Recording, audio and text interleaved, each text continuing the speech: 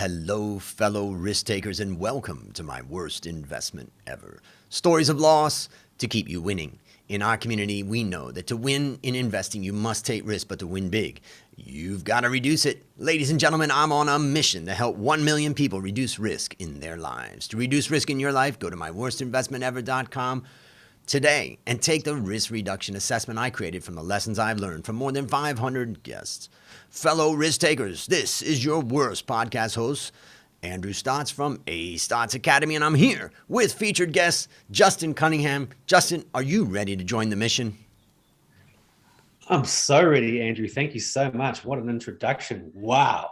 It gets better. It gets better because I'm going to tell the audience about you. Justin Cunningham helps thought leader business owners make simple changes to radically grow profits through standing out, creating transformative content and offers, and optimizing effectiveness. Wow. Justin, take a minute and fill in for us a little bit about the value that you're bringing to this world through that business.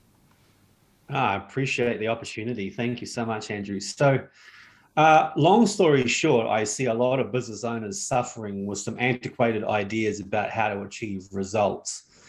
And, ideas like modeling others is going to lead to your success, goal setting and all sorts of things. And the statistics and the numbers just completely go against all that stuff.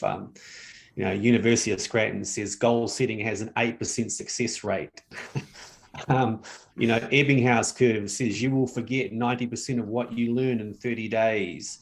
Anthony Robbins has said, well, my students have a 6 to 8% success rate.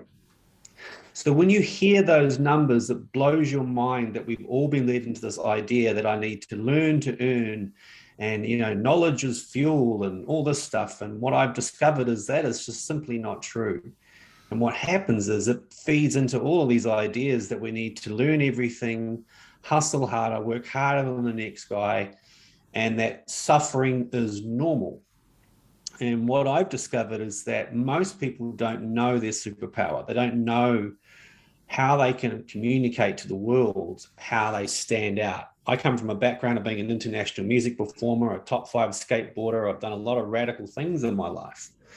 And so I've got the ability to synthesize people's magic in such a way where it forms an emotional, transformative connection with people, rather than this, hi, I'm Justin, I'm a real estate agent. It's like, well, no, that doesn't work. Like, what do you actually do? Oh, I put families into their dream homes. Okay, well, stop saying you're a real estate agent because I don't want to talk to you anymore. But as soon as you said I put families into their dream homes, now I get it.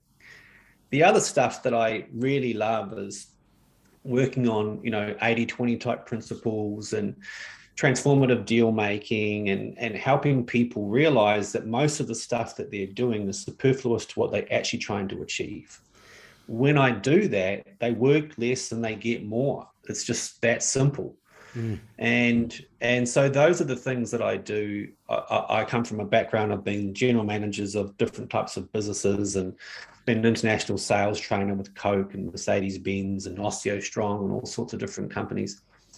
But I have this creative and this business thing going on. So I bring it all together to bring out, the full expression of the people that are in business, because then people feel like, well, I can't really show up in my business because my business is in this box. And I help people realize, no, if you actually do completely show up, you'll stand out from everybody. That whole idea was the block. So, and again, before this interview, Andrew and I had a conversation, and Andrew's versatility and, his thinking is just world class, and completely intrigued by that. So that's what I do. Again, I've played around the world with the biggest hip hop stars in the world, skateboarded on ramps with Tony Hawk, and also worked with billion-dollar companies and standing out and transforming their results. And so, my tagline, Andrew, quite simply, is I help frustrated rock stars go big. So that's how it works. Well, I think we got a lot of frustrated rock stars listening to this podcast, including me. I want to go bigger. You reminded me of something. I have a mastermind group. We meet every Friday at 5 p.m. And one of the members has a tax business, particularly U.S. tax, which is such a mess, and particularly for expats. And the presentation of his business is pretty, straightforward, typical tax business, da da da. And I was talking to him. We were talking in the mastermind about how we frame, what we do. And I was telling him the story about another friend of mine who had a tax guy that made a mistake that cost my friend millions of dollars. But not only millions of dollars, but I mean, there's all kinds of trouble you can get in with the IRS if you don't do exactly what they say. And you don't have any rights with the US IRS. They're just going to nail you. And that friend of mine who has a family and all that, at one point called me and said he just felt like killing himself because of just trouble that he faced of so much money, and this problem from the US IRS. Well, luckily he made it through it. He made the payments, and it wasn't even his fault. The mistake was made by his accountant. And I went back to my friend in the group and I just said, you're freaking saving lives. You say you're doing accounting, but I'm telling you, if you could get this guy's accounting right, you would have saved so much pain and suffering for his family, for him, his struggle of 4 or 5 years. You get tangled up with the IRS, you could be years in it. So you need to change the way you think about it and move to an idea like, I'm here to get it right, to save your marriage, to save your business, to save your life. And we were, really looking at how reframing, and I look at what you got over your shoulder, shift your results. How does reframing really make a difference? So I'm just curious, what are your thoughts about, I'm not an expert in this area, that was my advice, but maybe you could just share a little bit for the audience, because people need to reframe. That's a very intuitive hit you just got there, Andrew, because that is one of the things I'm very, very good at, is what's called value-based reframes, which is exactly what you just said. What I'm doing is a value-based reframe. And I'm trained in a number of behavioral modalities as well. So I'm left and right brain. So how that works is that, and I showed this to my wife the other day and it blew her mind because she didn't understand the difference between this. She's also a coach. And I said, there's a difference between a result and an outcome. Now, you see, people say, I want to increase sales. Why? Well, so I've got more money. Why? What's more money going to give you? This. Why? Now, if you keep asking that, you actually get to the transformation. You get to the outcome. Like you just said, the result might be that my debt was paid off, but what was the outcome? I got my life back, my wife back, my freedom back, my body back, my kids back. I got my life back. That's the outcome. That's the difference between a result and an outcome. Now, as you just said, people buy emotionally and defend it logically. So if you can communicate your message like that, like forget about it. You're going to kick down the door. People are going to go, like, I thought this dude was just a numbers guy. Turns out he can show me how to win $1 million without having a lottery ticket. And, how I can, half my work week and double my profits. I had no idea that an accountant had any sort of power like that. Like, that's just blowing my mind, CFO, accountant, whatever, right? And so that's the thing. And then when you make these bold promises, give examples. And then, like if you're creating content for somebody, that's the way to do it. You make it, you make a statement, you go, here's the example. You make a statement, here's the example. But most people don't know to look at their work like that. So they don't know how to create the power that sort of evidence emotes. So when you say evidence, you mean the example is the evidence of the statement? Yeah, like if what you just said, so 6 months ago, I was going to end my life. 6 months later, I can now not worry about my mortgage, my wife leaving, all these different things. And I'm not sure how I can ever repay that person. Because quite honestly, it was literally and figuratively the end. Yeah. Now, when you tell stories like that, how can you not be compelled? Yeah. And that's my point. And that's the thing about being an entertainer and a front person like I am, is that, you know, people don't realize how much power and magic they hold. I mean, and you don't have to be an extrovert like me. Yep. There are so many introverts that have, you know, you've only got to look at how many billionaires are introverts, you know, the majority of them. And so then you look at that and you kind of go, well, oh, if that's the case, what have they got? They've got this ability to reveal and use their insights in a transformative manner. But often your magic is too close for you to even notice it. You've been doing it all your life. That's a great point. That's a great point. I mean, I think for most people, it's funny because sometimes, Justin, I did something before where I would go on to LinkedIn or I would go to my followers in other areas and I'd say, on Saturday afternoon, Bangkok time, I'm opening up for 15-minute calls. Call me about anything. Here's the link, book a time. And I would have people call, and I always felt like, what am I going to say? I don't know this guy's situation or whatever, but I realized that the magic is in front of them. Most people actually know the solution to their problems. They just need someone to listen. They need someone to talk to about it. And then they need some reinforcement to keep it in front of them to say, hey, this is the real thing. So I really like that. And that's the value of someone like yourself, that some people think, I don't need someone like, I can do it on my own. I don't need a coach, or I don't need a guide, or I don't need whatever. But the fact is that very quickly there's value that can be brought, very quickly. Well, people don't understand the ROI. They think, oh, well, another coach, who needs another coach? Like a hole in the head. And the reality is I'm not a coach. I'm a resultant. That's a term I started using because I'm not interested in coaching you. I'm interested in consulting you to get more results. I'm interested in measurable change. I don't honestly care about that stuff for you. And often I can have 10, 15-minute conversations that generate tens, if not hundreds of thousands of dollars because I shifted a belief, which unlocked all of your skill and behaviors. And that is something that people often overlook. They think, I need to understand this stuff. I go, look, that's your conscious mind. 90% of what's going on for you is unconscious. If you can unlock that, watch out.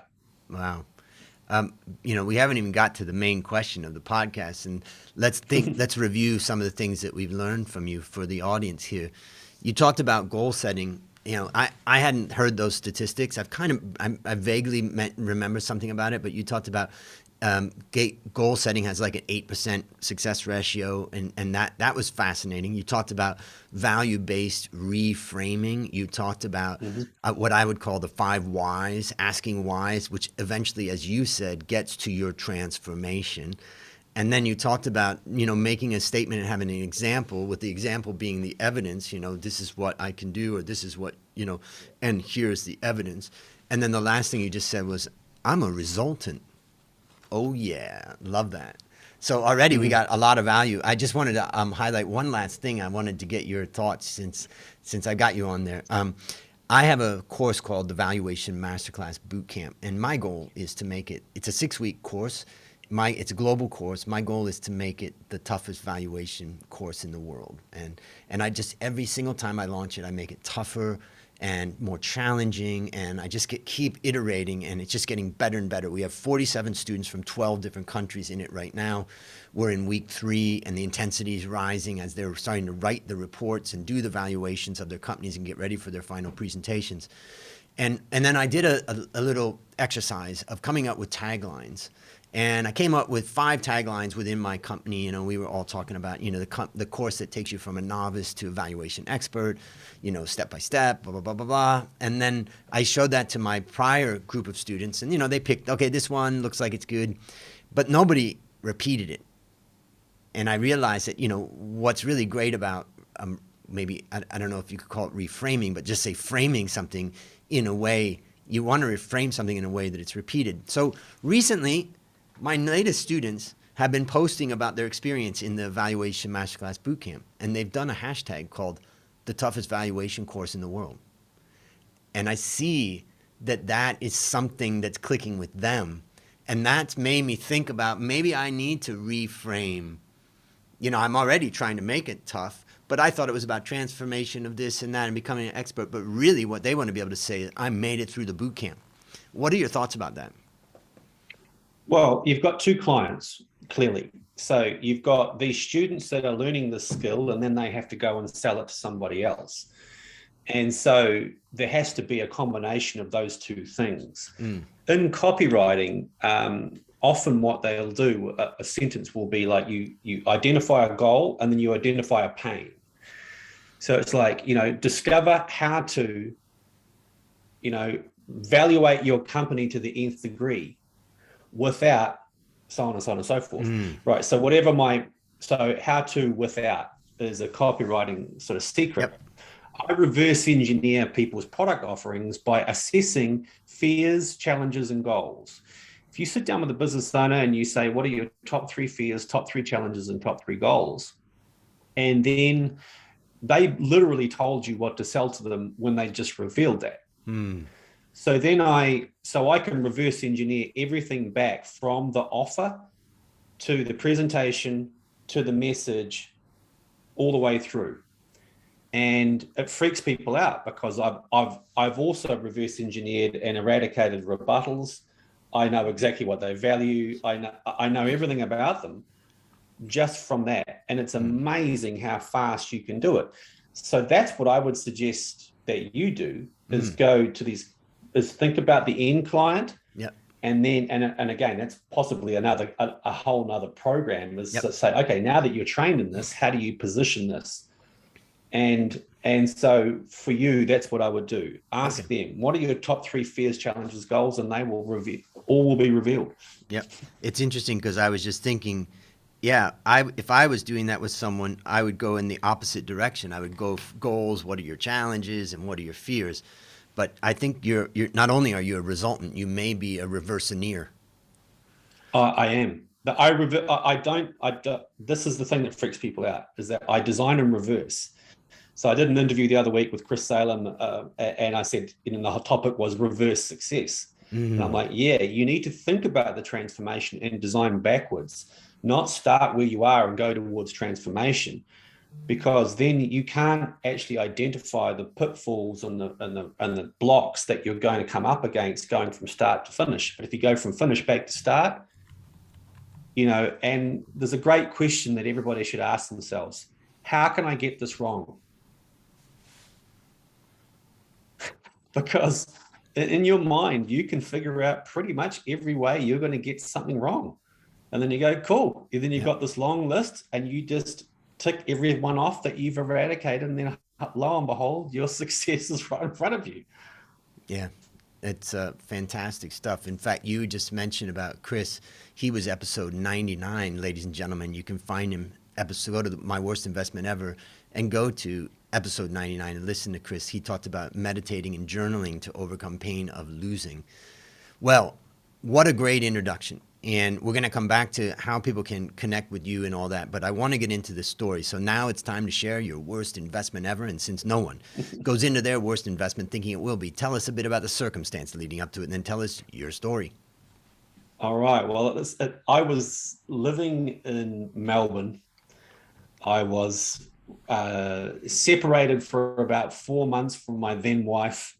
I was not feeling great about life, but I had a project that I was bringing to life and had been in the works for about 8 months. And that was to go from Melbourne to Los Angeles and put on an event called Creative Supernova. Creative Supernova was really about me supporting creative entrepreneurs to again, create transformative outcomes, because most creatives I'd come across they have challenges with money generally, and then how to make impact. And the more I studied about the world, I realized that creative IP is the only thing that really can't be duplicated by AI. So I was like, right, I'm motivated, I'm pumped, I'm fired up. And I had a business partner who was supporting me with the finance, and she had a lot of relationships over there. So I was like, okay, we're going to do this. So we had about 8 or 9 speakers, and we had a producer of the event who was telling us, yeah, you do this and you do that, and it's all going to work out. And I was like, okay. So we started promoting from Australia, as you can with the internet, and nothing was happening. No tickets were being sold. And at this stage, we'd already spent about probably about $30,000 and on Facebook ads and other stuff. And we had a meeting, and the meeting was, well, do we just earn this 30,000, or do you go to LA, hit the ground running, and try and put bums on seats and just try and make this thing work? Well, as I explained, my life wasn't in a great place at that stage from an emotional standpoint. So I was like, you know what? Okay, I'm going to go. So I went to LA. I really didn't have any support structure there. Me, myself, and I, 7 weeks on the ground hustling. And I managed to put, about 90 people in the room, which in LA, the most competitive coaching space in the world, is, well, from feedback from others, they were all saying, I don't know how you did that. That's really, really hard. And so we did it. But I spent so much time hustling, getting it ready, that I am believing what our producer and other people had said about, just do your presentation like this. And, it's America, people invest, you'll be right. And I totally blew it, because I was trying to do too much. I had to, manage the speakers, because there were 8 other speakers from around the world, and Paul Dunn from Buy One, Give One, and Frank Shankowitz from Make-A-Wish, and, these are big players, Steve Olsher and from New Media Summit. There were a lot of big players. And I was out of my depth. Yeah. And I was wearing too many hats, which is a very New Zealand way of doing things. We have a strong DIY culture here because we're such a small country. And that seems meritorious until you start creating things on scale. Right. And this was the big lesson for me, that whilst I was a Renaissance man, multi-talented, multi-skilled, I basically was just burnt out. Now, not only that, but a week before the event, my stepfather passed away and I couldn't make it back to New Zealand for the funeral. And the week before that, my dog had died. Yeah. And my now ex-wife was on the phone as the dog was dying. So I had to deal with the grief of my dog, the grief of my stepfather, and then the grief of going to this event and realizing that I didn't really know what I was doing in terms of selling from stage, even though I'd been a sales trainer and had all the success, and that I was out of my depth. Yep. Now, so that ended up costing about, I don't know, $110,000, all accounted. And, I was just lucky that I had a relationship with the finance woman, and, she was paying for the bills. But the reality was I lost a lot too, it cost me a lot, and I had money invested and all gone. Yeah. So how would you summarize? Let's go back. I mean, you've already mentioned some of the lessons that you got, but I really, for the audience's sake, because I think about a lot of people that are faced with a challenge. Number one, they're faced with a choice and like, okay, this isn't working the way I thought. I got to double down, or do I run away, or what do I do? And I just want you to summarize specifically the lessons that you took from it.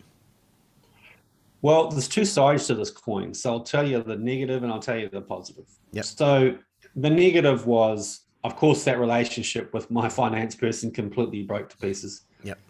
And that was difficult. That was very difficult to manage, because she did actually come back at me and say, hey, I want you to pay for this, this, and this. And I was like, well, I'm not in a position to do that.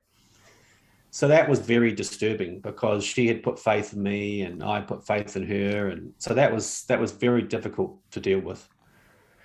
And we had a lot of similar relationships. And so, as you know, these things, you start worrying about how you're being perceived. Yep. So that was really hard. And also then you're also kind of like, well, what's next? I've thrown everything into this. Now what? And as you could hear, I wasn't exactly in a great state before that event. Yep. Now the flip side, I got offered a TV deal from being there because everybody saw that the event itself was very innovative. We had breath work and music and speakers and all sorts of stuff because I come from a background of being an international performer. I knew that these events were kind of pretty average the way they were done generally. And I was like, I know I can create something that will, rock the party. And that was the case. And I also met my now wife. I was thinking, that's coming because you had mentioned me before that your wife was American. I thought, okay, you gained something out of that. Yeah. And honestly, I formed a lot of relationships with people because I showed up. So whilst I lost money, I showed up. I faced my fear. I withstood the storm, and the benefits far outweighed the loss. Yep. And I mean, look, honestly, 4 years later, I'm sitting in a, $1.6 million house, driving a European car with an American wife. Yep. There you go. I'm back in New Zealand, and things turned around, and again, so there was a lot of good things that came out of that, but it just also really was. I got thrown in the deep end. I did it to myself. I've been doing it all my life. And most of the time that works for me. I mean, and whilst you could say, okay, yeah, you lost a lot of money, you were naive, you were this, you were that. When there's fear, it's near. Yeah. Whatever it is. And, and I, also, out of those experiences, I also realized things like people say, luck is when preparation meets opportunity. And what I really discovered was luck is when passion meets opportunity. and that is something that I have taken into everything since. And it's worked for me tenfold. Yeah. Maybe I'll just share a couple things. I mean, I've already shared some of the stuff I've taken from talking with you. But I was thinking about what I wrote down was one of the things I wrote down was I'm just looking at my notes, like try to do too much, and I want the listeners out there to think about it. We all try to do too much at times. And so you just really need to be careful. I mean, in this case, as Justin's explained, he made it through. Okay, he lost a lot. So on the negative side, there was loss, but then he gained a lot. But I just think also for every person that makes it through and gets on a podcast like this, there are some others that are broken by it. So for the listeners out there, just be careful, because the other thing that you mentioned was burnout, and it is a very real thing. And so for everybody out there, manage that. And the last thing I took away, this doesn't really, I don't know why this hit me, but you talked about breath work. And you made me realize that, okay, I have a lady that comes and does yoga with me and teaches me yoga. And the first thing we do is breath work. And I just always feel like that sets the stage. That separates the rest of the world from this moment. It's the dividing line. It's like we're crossing this bridge, and on the other side is a different experience. And, I was thinking about even incorporating that in my online class. And thinking about breath work by starting off, because we start online class, we do a live session every night from 6 to 7 p.m. And what I do is I say, okay, everybody who's got a story to tell, and I get people to tell stories of what's happening in their daily life, and that definitely connects us. But the idea of just doing breath work for a minute is a way of reframing, the situation. So it's a little bit of an odd thing to take from this because there's a lot of other valuable lessons, but given that you know about this stuff, that's something that I took from it. Anything that you would add to that? Yeah, well, I think breath is really important to remember to be present and to remember that the actual payoff is the experience. I mean, I met some of the biggest thought leaders in the world. I all have relationships with them now. I put on events now. I'm reaching out to some of the biggest players on the planet Earth, all because I showed up for this thing. Now, you can't buy that. That's not something you can just kind of, spend and get it. It doesn't really work like that. And when you're breathing, you remember that your perception, there's a saying in NLP, it says, your map is not the territory. And what it refers to is that whatever's happened for you, or whatever what you think is going well or not, That's just your map. It's not actually the territory. So at this stage, you might feel like, oh, well, I'm a loser. Okay, well, you lost, but that doesn't mean you're a loser. You are not defined by your outcomes, and it's like, where your attention goes, your energy flows. And so if you can look at all the things that you got and that you're grateful for, then you can refuel your tank. And as entrepreneurs, we have to constantly focus on that. Yep. Because so often people are making withdrawals from our emotional bank account, and we have to remember to make deposits. And that keeps us personally and professionally moving forward. The map idea is interesting. I've read 50 books on the U.S. Civil War. It's just a fascinating topic to me. And that was in the days when map making wasn't nearly as precise as it is today. And there was many battles that were lost because of a misinterpretation of the territory coming from a map that was just drawn by a person that was trying to visualize the environment but didn't get it right. And that could just be that sometimes in life we're failing because the map that we've drawn of the territory is just wrong. It's just not the territory. So let me ask you, based upon what you learned from this story and what you continue to learn, what one action would you recommend our listeners take to avoid suffering the same fate? Oh, that's a very good question. And, upon contemplation of that, I would say, if you're afraid, good, do it. That's good. I like that. Because honestly, fear, like I said, if there's fear, it's near. And in the body, fear and excitement manifest the same way as physical symptoms. So it's your choice. You can either be afraid of what the future holds, or you can be excited about what the future holds. Either way, the future is going to happen. So make your choice and go forward, because taking action will always get you closer to whatever you want to be. And there's another thing that I got from that event. I used to say, I say this quite a lot, the saying, you might not always get what you want, but you'll get more than you expected. Well, I think that's a great way of wrapping it up. Let me ask you, what is a resource that you'd recommend? Resources of your own or any others? Feel free to share so that the audience can, stay in touch with you and learn more about what you're doing.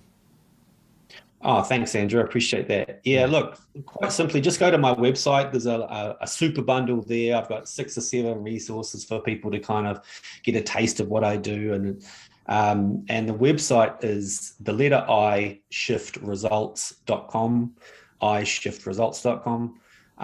And that's a good way to sort of sample what I'm doing. And if you want to contact me, again, just Justin Cunningham on LinkedIn or Facebook. Yep. And look out for the crazy Kiwi guy. And I look forward to having a chat. Fantastic. All right, last question. What is your number one goal for the next 12 months? Consistency. I'm much more interested in intentions than I am in goals, because I know that behaviors and intentions create outcomes. And one of the things that I've discovered, even though I'm an out there creative type of guy, is that the truth about success is, if you're consistent and persistent, you win. Even if you have low talent, if you're consistent and persistent, you win. And, as I said to you before this interview, Andrew, one of the things I've noticed about you is how consistent and persistent you are. And people that have that discipline, I honestly, I see that as a superpower. And that is my ambition. I went through the book called Your One Word, and I really liked it, but my one word is relentless. Just relentless. Well, listeners, there you have it, another story of loss to keep you winning. If you haven't yet taken the risk reduction assessment, I challenge you to go to my worstinvestmentever.com right now and start building wealth the easy way by reducing risk. As we conclude, Justin, I want to thank you again for joining our mission. And on behalf of A. Stotz Academy, I hereby award you alumni status for turning your worst investment ever into your best teaching moment. Do you have any parting words for the audience? Yeah, you've got one choice. Go big. Boom. And that's a wrap on another great story to help us create, grow, and protect our wealth. Fellow risk takers, let's celebrate that today we added one more person to our mission to help 1 million people reduce risk in their lives. This is your Worst podcast host, Andrew Stotz, saying, I'll see you on the upside.